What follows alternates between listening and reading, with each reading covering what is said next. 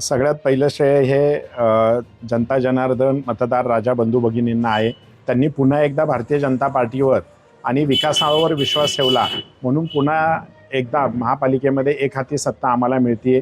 त्याचबरोबर भारतीय जनता पार्टीने केलेला विकास, या विकासाला श्रेय जातं आणि भारतीय जनता पार्टीचे एकनिष्ठ कार्यकर्ते जे आमचे पेज प्रमुखापर्यंतचे जे कार्यकर्ते आहेत त्या कार्यकर्त्यांना हा विजय समर्पित करतो. जनतेने दाखवून दिलेला आहे की आरोप आणि घोषणा करून कधी विजय मिळवता येत नाही.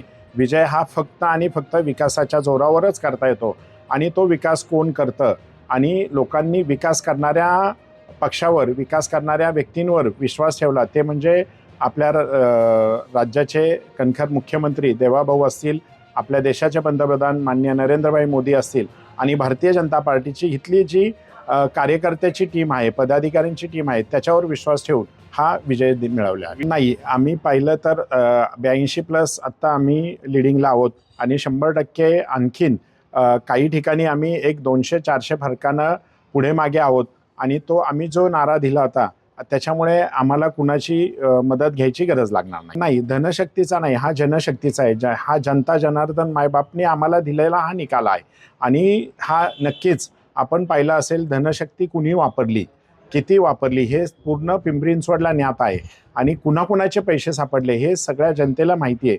त्याच्यामुळेच जनतेने धनशक्तीवर विश्वास न ठेवता जनशक्तीने हा कामावर विश्वास ठेवला आणि देवाभाऊंवर विश्वास ठेवला आणि माननीय मोदीजींवर विश्वास ठेवला. त्यांना उत्तर हे आम्ही आता येणाऱ्या 5 वर्षाच्या विकास कामातूनच देणार आहोत.